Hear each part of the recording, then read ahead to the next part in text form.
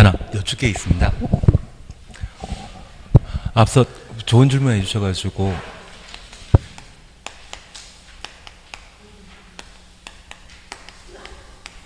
여기 취계지 균형은 면적 관계없이 도시개발구역으로 지정될 수 있습니다. 만약 개발진흥지구가 도시개발구역이 지정되게 되면 이곳에는 뭔가 만들어지게 됩니다. 산업유통개발진흥지구라면 산업단지 만들어져 있고, 관광휴양개발진흥지구라면 관광단지가 만들어져 있으며, 주거개발진흥지구라고 하면 아파트단지가 만들어져 있거든요. 그런 개발사업이 완료되게 되면 얘는 종전에 비도시역이었을 때 얘는 도시호로 바뀌어야 됩니다.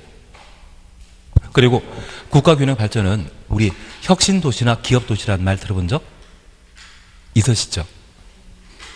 그 혁신도시 만들기 위해 서울에 있는 정부 투자기관이 지방으로 옮겨갔는데 주상공이 땅값 비싸기 때문에 녹간농자에 혁신도시 만들기 위해 농림지역의 땅을 구입해서 개발사업 했습니다. 그 개발사업 모두 끝나고 나면 과거 농림지역이었던 곳 또는 자연환경 보존 안 되고 관리지역이었던 곳이 개발사업 끝나고 나면 도시로 바뀌어버립니다. 뭔가 만들어져 있기 때문에 바뀌어버립니다. 반면 취락지구나 또는 비도시역의 지구 단위 계획구역이 도시개발 사업을 위해 도시개발구역이 지정되게 되면 얘는 도시로 변경된다 안 된다? 변경 안 되고 그냥 시골 마을로 관농지로 남아있는 겁니다. 그래서 취지는 도시 지역으로 의제된다 안 된다? 안 된다. 그거 잡아주시는 게 필요합니다. 다음에 또 한번 다루도록 하겠습니다. 걱정하지 마십시오. 예, 이번 시간에는 93페이지를 함께 해 나가십니다. 93페이지 개발계획 수립 찾으셨죠? 개발계획 찾았습니다. 그런데 우리가 잠깐 이해하실 것이 있습니다. 도시개발법의 1단계는 도시개발구역을 지정하려면 개발계획을 수립하여야 한다. 기억나셔야 됩니다. 원래 동시에 개발계획이 수립돼야 됩니다. 그러면 이 개발계획도 사실 도시개발구역 지정과 똑같은 절차를 진행하게 됩니다.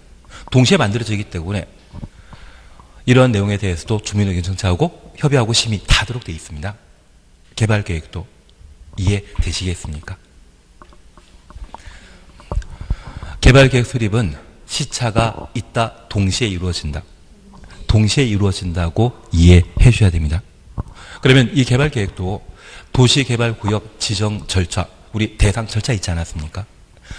그 도시개발구역 지정할 때 이 개발계획도 포함해서 함께 모든 절차를 진행하게 되는 겁니다.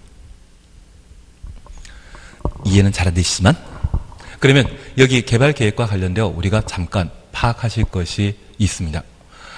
여기 개발계획은 도시개발구역을 대상으로 어떻게 도시를 만들어 나갈 것인지 그 발전 방향을 제시하게 되는데, 최근 우리 이번 정권에는 3기 신도시를 발표한 바 있습니다. 1기 신도시는 누가 발표했습니까? 노태우. 2기 신도시는 노무현. 3기 신도시는 문재인.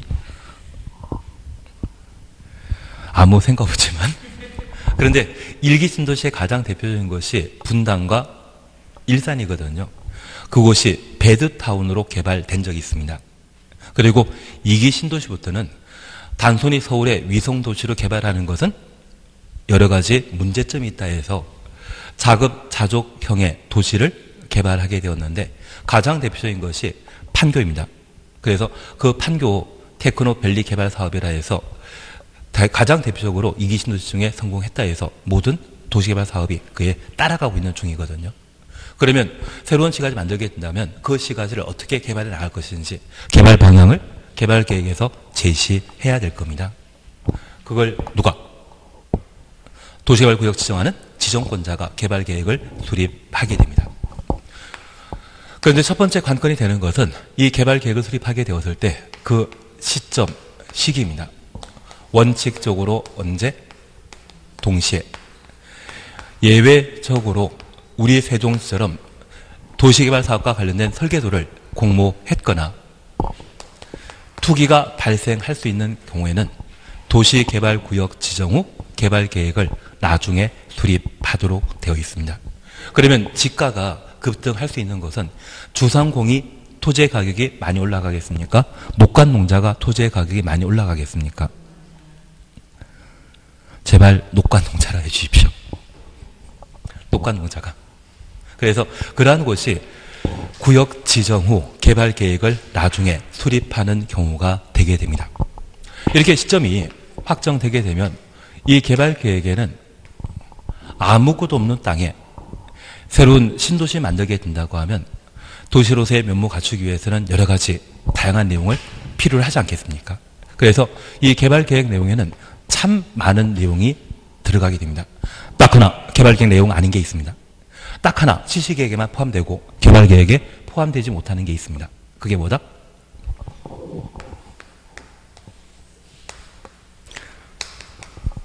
아까 대답 잘하셨는데 지구단위 계획은 실시계획 내용이 될 수 있지 개발 계획 내용은 절대 될 수 없습니다. 그래서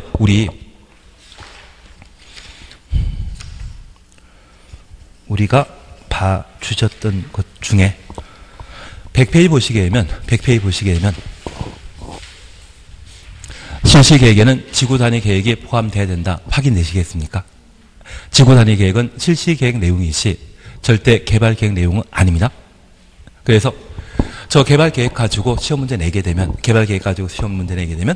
지구단위 계획은 실시계획 내용이 아니다. 그거 가지고 시험 문제를 내게 됩니다. 그래서 이 개발계획에는 17개의 다양한 개발계획에 포함하도록 되어 있지만 그 중에 지구단위 계획은 포함된다, 빠진다라는 것 기억해 놓습니다. 그리고 이 17개 내용 중에 박수 제일 잘 치는 사람이 누구이다? 박수하면 임순입니다. 이 박수하면 임순 이 네 가지에 대해서는 특이하게 구역 지정 후 개발 계획에 포함될 수 있습니다.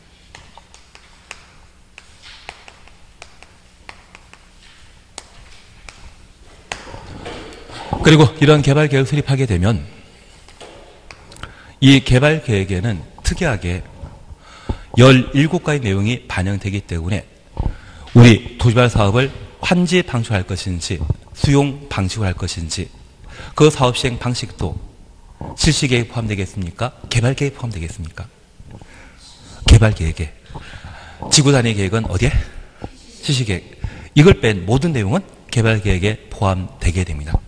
특별히 수용 방식에 대해서는 딱히 필요 없지만 환지 방식의 개발계획 수립하고자 하면 저 환지 방식이 적용될 수 있는 구역의 대상 토지 면적의 3분의 2 이상의 토지 소유자와 토지 소유자 총수의 2분의 1 이상의 동의 받아 환지 방식의 개발계획 포함 수립하도록 되어 있는데 저 환지 방식의 개발계획 수립하는 때 국가, 지방자치단체가 사업 시행자라고 하면 토지 소유자의 동의 받을 필요 없다.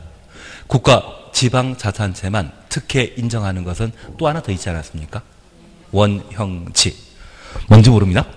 아직 원형지가 뭔지 모르지만 그냥 듣긴 들었습니다.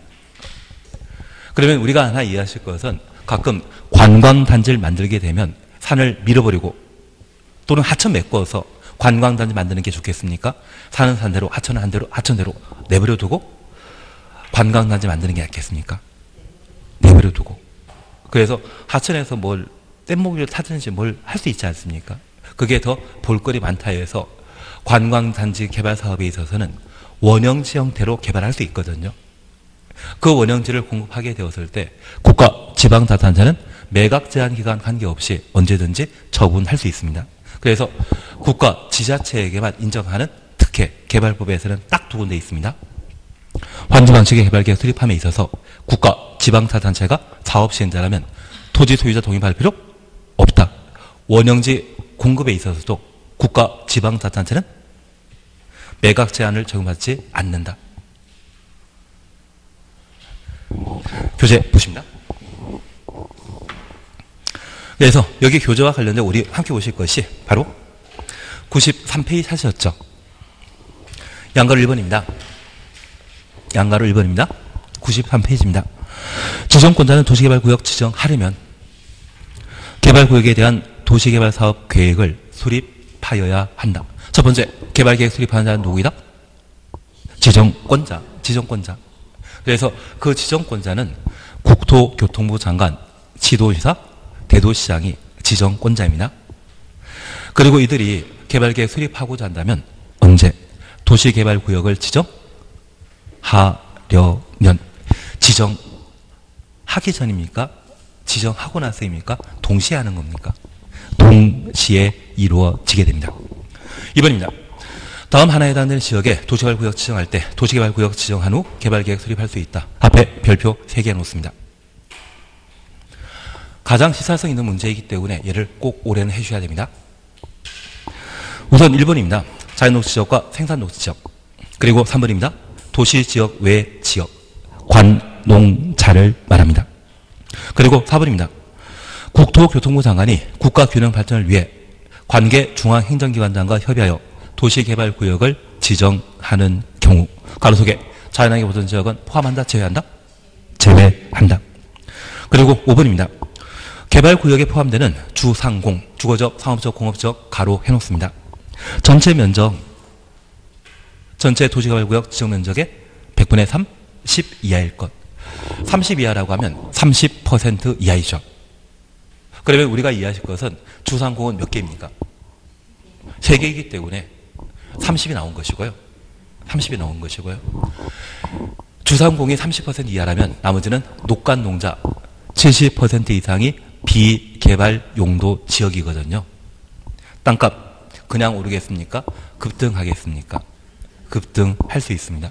그래서 우리가 나중에 토지에 대한 안목을 가지시게 된다고 하면 땅에 대한 투자를 잘할 수 있을 겁니다. 대신 꼭 제가 부탁드리는데 금산군 같은 데는 투자하시면 안 됩니다. 예.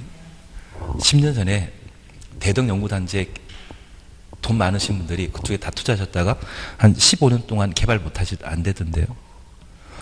15년 동안 개발 안 했으면 앞으로 계속 개발 안 할 것 같은데. 그때 세종시에 투자하셔야 되는데 엉뚱한 투자하셔가지고 괜한 이야기 드렸습니다. 3,000% 빠지긴 빠졌지만 잠깐 이것만 봐주십시오. 우리가 잠깐 이해하실 것은 도시개발구역은 지정과 동시에 이루어지는 것이 원칙인데 예외적으로 구역 지정 후 개발계획을 수립할 수 있습니다. 그러면 우리가 잠깐 이해하실 것은 녹지지역, 관리지역, 농림지역, 자연환경보전지역에 도시개발구역 지정해서 관농자 용도가 만약 도시지역에 주거적, 상업적으로 그리고 녹지지역이 주거적, 상업적으로 도시개발 사업을 통해 아파트 단지가 만들어지게 되면 주거적이 되는 것이죠. 백화점 만들어지게 되면 그것은 상업적이 되는데 토지의 가격은 그냥 올라간다? 막 올라간다. 막 올라갈 수 있습니다. 그렇게 급등할 수 있는 곳이라면 투기를 차단할 목적으로 구역 지정할 수 있는 겁니다. 그리고 두 번째 우리 이해하실 것은 도시개발 구역의 전체 면적 중에 일부가 주거적, 상업적, 공업적인데 이게 전체 도시개발 구역 면적의 얼마? 30% 이하면 나머지 70%는 녹과농자라는 이야기죠. 투기가 발생할 수 있기 때문에 구역 지정 후 개발계획 수립할 수 있다는 것 기억해 놓습니다. 그리고 마지막 우리가 파악하실 것이 있습니다. 국가균형 발전과 관련되어 도시개발구역 지정 후 개발계획 수립할 수 있는데 이 국가균형 발전은 바로 혁신도시 만드는 사업입니다. 이번 정권에서는 아마 혁신도시를 또 발표할 겁니다. 그래서 가끔 알고 있는 공무원 하나씩 계시죠.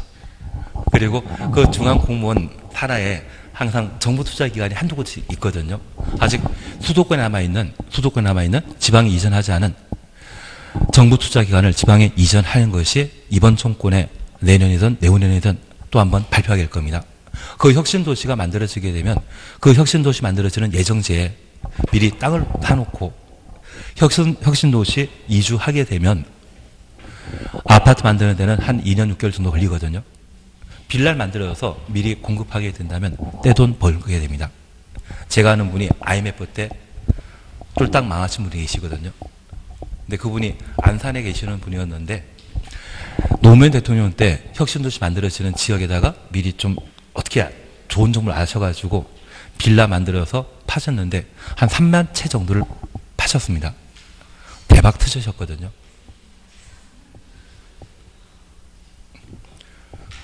예, 한 채에 한 1억 정도 남았다 생각하면 계산되실 겁니다.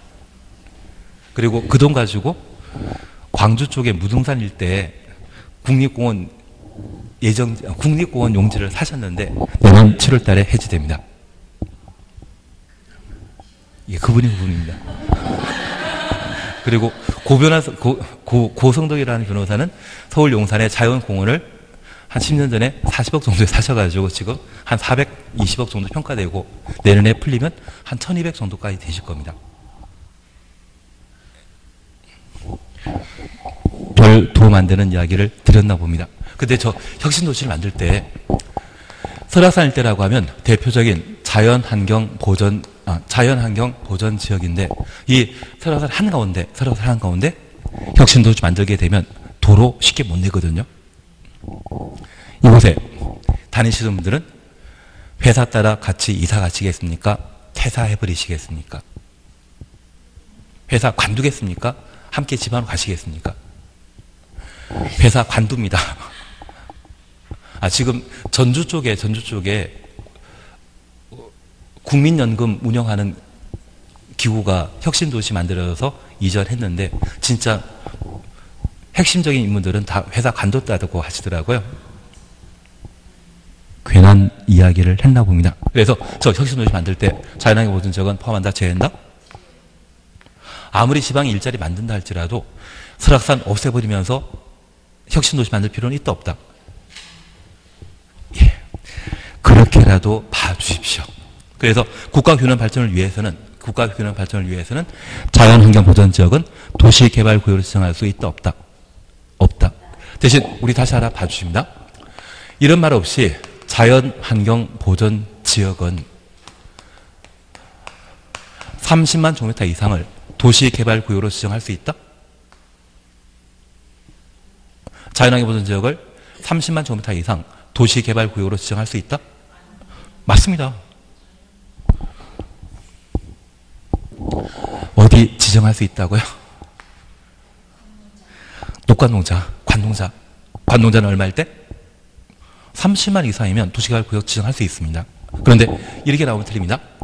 국가균형 발전을 위해 도시개발구역을 자연환경보전지역에 지정할 때 그 단위 면적 30만 제곱미터 이상이면 지정 가능하다?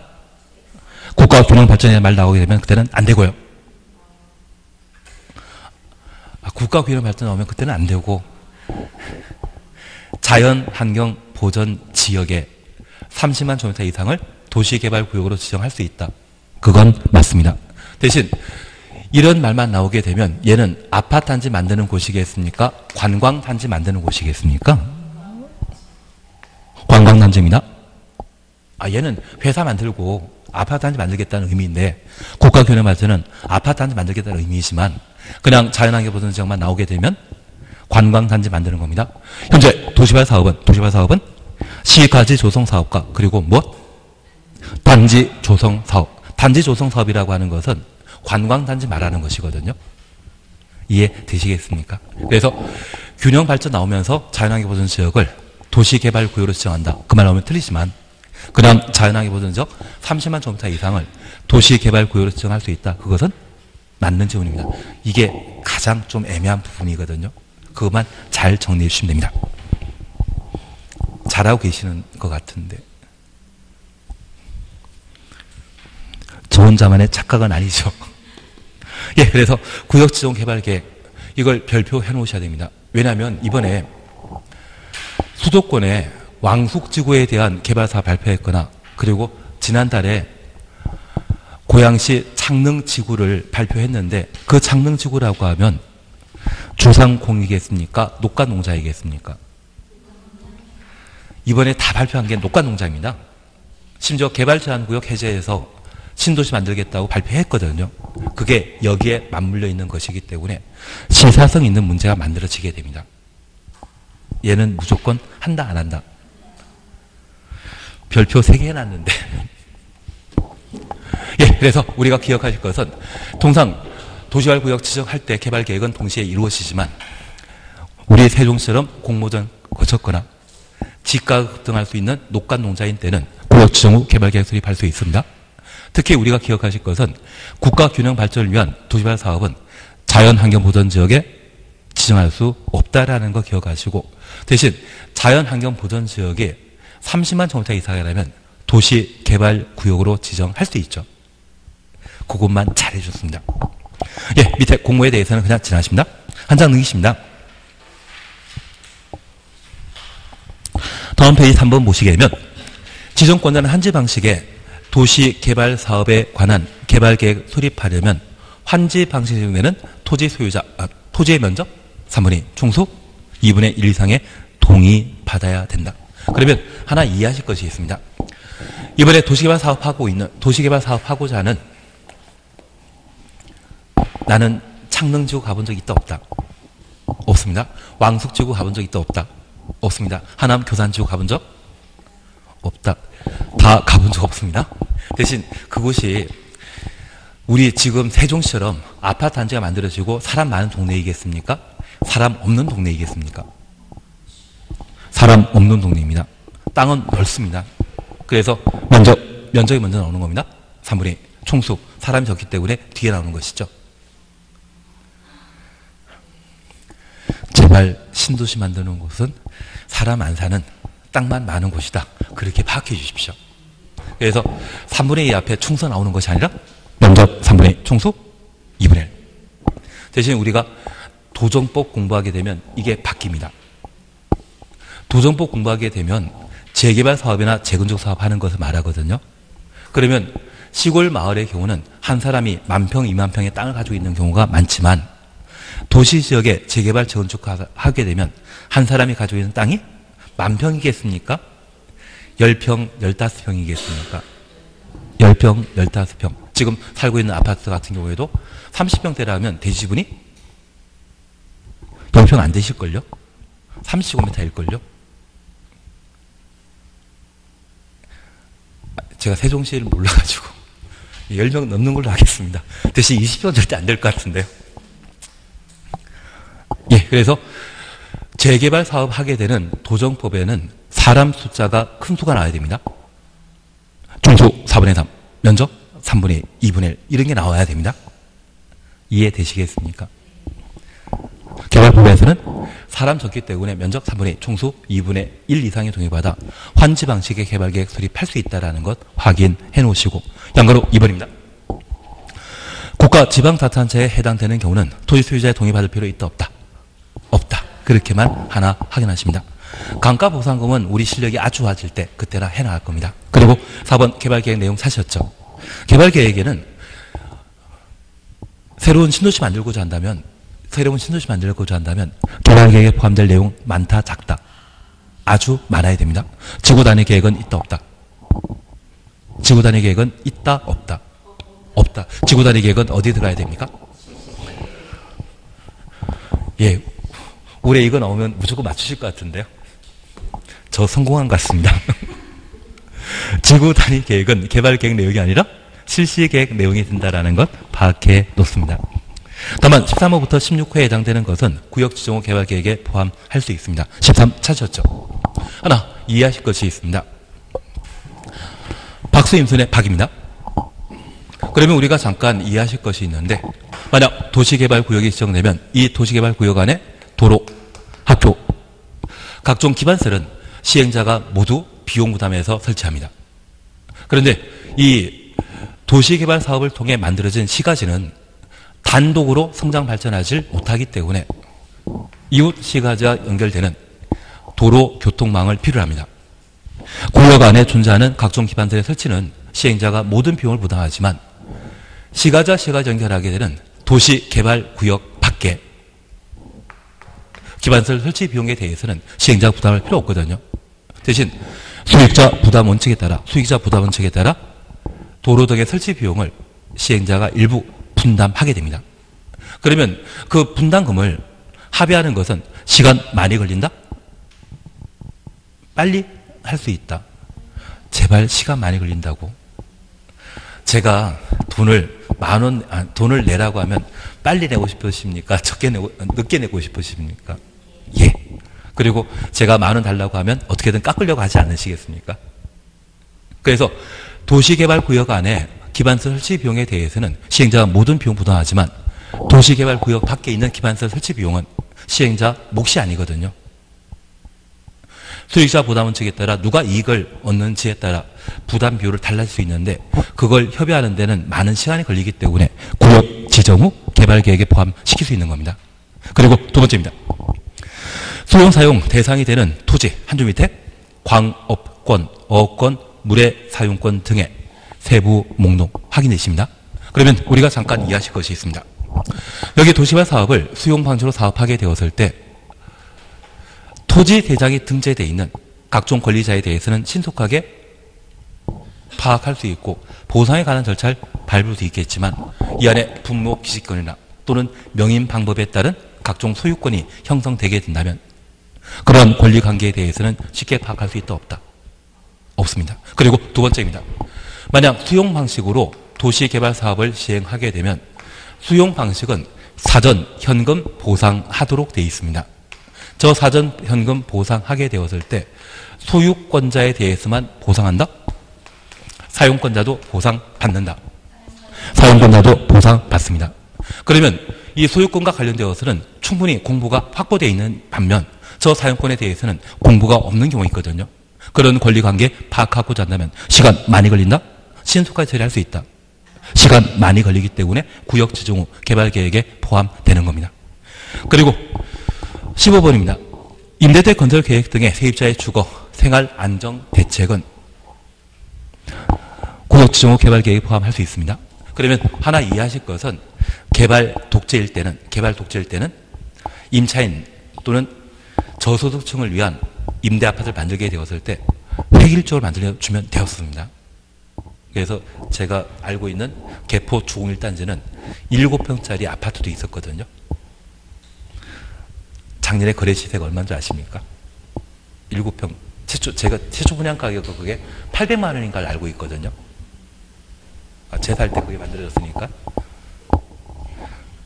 제가 그 만들어진 걸 알고 있기 때문에 7평짜리 800만 원이었거든요. 지금 얼마? 13억 가던데요. 예. 재건축하니까. 그리고 반포 쪽의 아파트 같은 경우는 지금은 20억까지 갑니다. 30평대 아파트가. 제정신이, 제가 이상한 소리만 들었습니다. 죄송합니다. 대신 우리가 하나 이해하실 것이 있습니다. 여기 임대주택 같은 경우에는 그 당시에는 개발 독재가 이루어졌을 때는 7평짜리, 1평짜리 획일적으로 공급하면 되었었는데 지금은 원하는 임대 아파트를 만들어줍니다. 그래서 우리가 이해하실 것은 저 임대주택 중에 판교 신도시에 만들어진 임대 아파트는 40평대 임대 아파트가 있었습니다. 25평도 있고 27평도 있고 30평도 있고 36평도 있고 40평대도 있고 심지어 원한다면 50평대 임대 아파트도 건설해 줘야 됩니다. 그래서 세입자의 주거 안정 대책과 관련되어 내가 임대 아파트를 얻겠다고 하는 분이 있다면 그분들이 원하는 평형을 충분히 조사하고 충분히 공급해야 되거든요. 그래서 임대주택 건설 계획과 관련되어서는 신속하게 처리될 수 있는 내용이 아닙니다. 지금은 주는 자 마음대로 주는 것이 아니라 받는 자 의견을 수렴하도록 되어 있거든요. 이해되시겠습니까?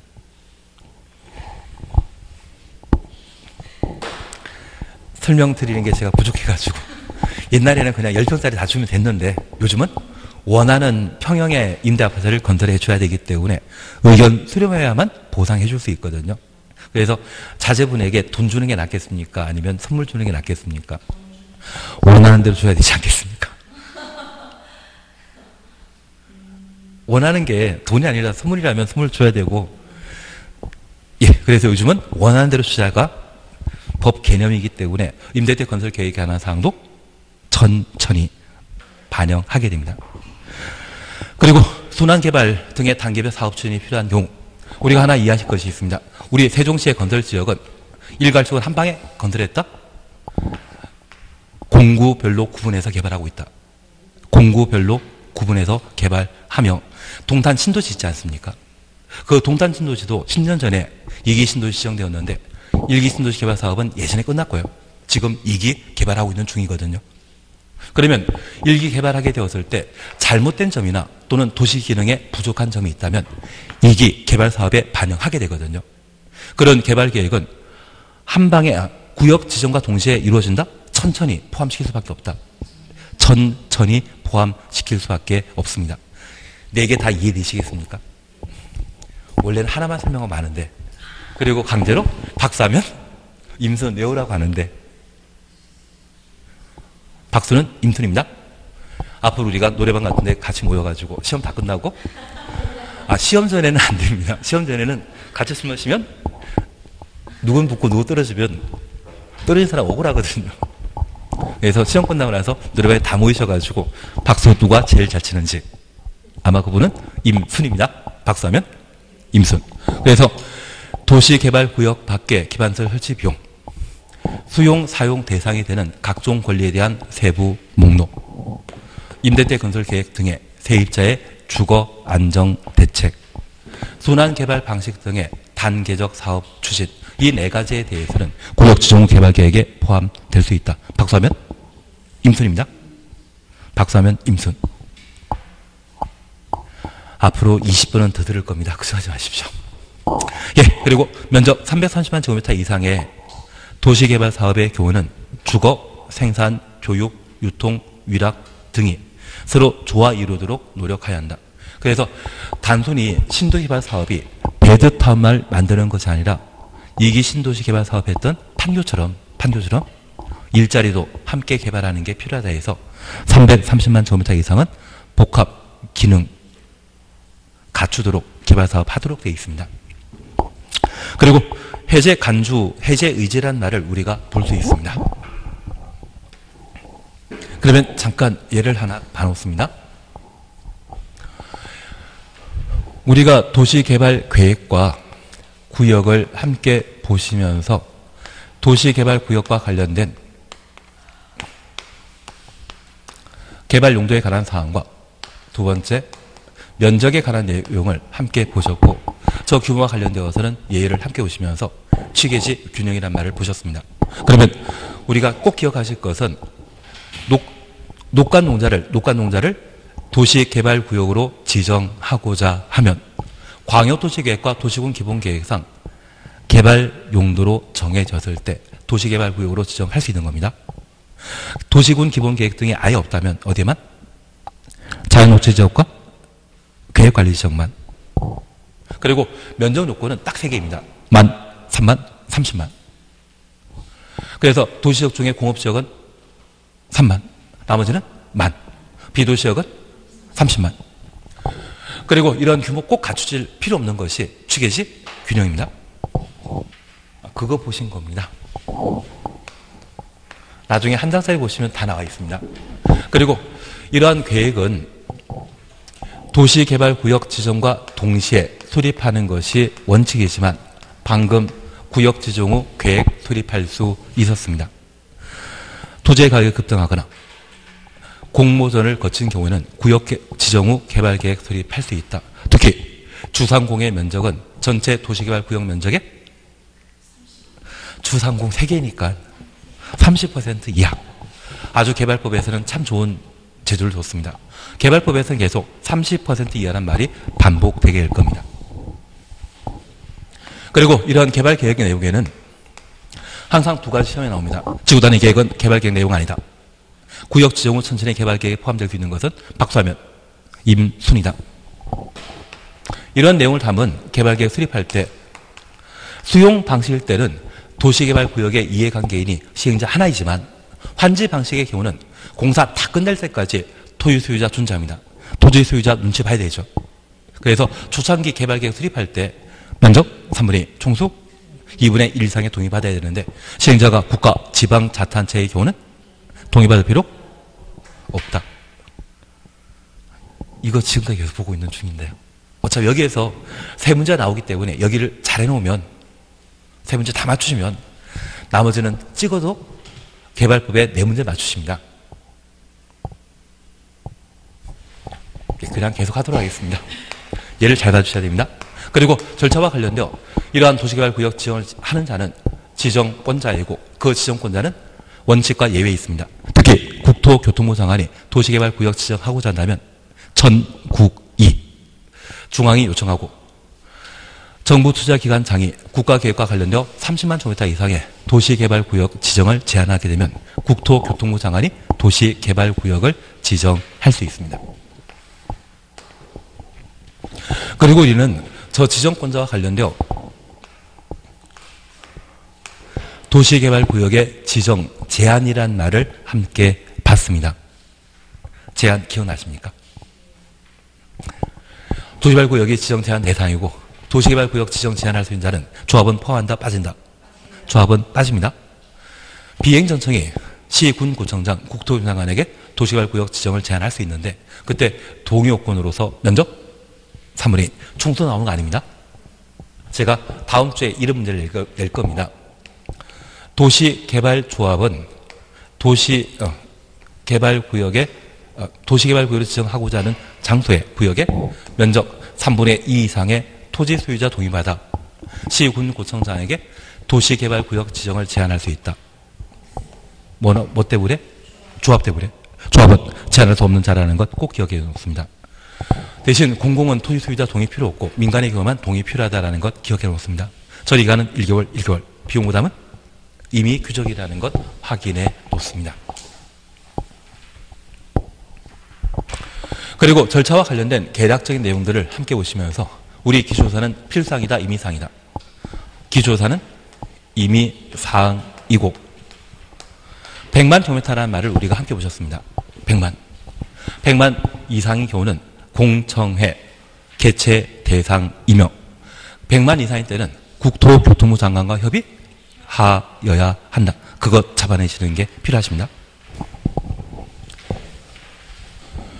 그리고 효과에 관한 사항을 우리가 함께 보시면서 도시개발구역이 지정되게 되면 해당 지역은 도시지역 및 지구 단위 계획 구역으로 결정 고시된 것으로 의제한다. 지락지구와 비도시지역에 지정된 지구 단위 계획 구역은 제외. 그래서 지락지구는 도시개발구역으로 지정할 수 있지만 도시적으로 의제되는 거 아닙니다. 그리고 지구 단위 계획 구역, 비도시지역의 지구 단위 계획 구역, 도시개발구역으로 지정할 수 있지만 도시로 변경된다, 안 된다. 도시로 변경되지는 못한다라는 것을 하나 확인하십니다. 그리고 이 개발 사업은 영원히 이루어지는 게 아니라 일정한 시점에 도달하게 되면 개발 사업이 멈춰지게 되는데 도시개발 사업 할 필요 없다면 그것은 도시개발구역 지정을 해제해야 되겠죠. 그 해제하는 방법으로 공사 완료되는 것과 공사가 미완성인 것 두 가지 있습니다. 만약 수용 방식으로 개발 사업 하게 되면 공사 완료 공고일 다음날 도시개발구역 지정은 해제된 것으로 보고 환지 방식이었다면 환지 처분 공고일 다음날 도시개발구역 지정은 해제된 것으로 본다. 이제 얘만 하시면 되죠. 쉬었다 하십니다. 제 생각에는 뭐가 옳은가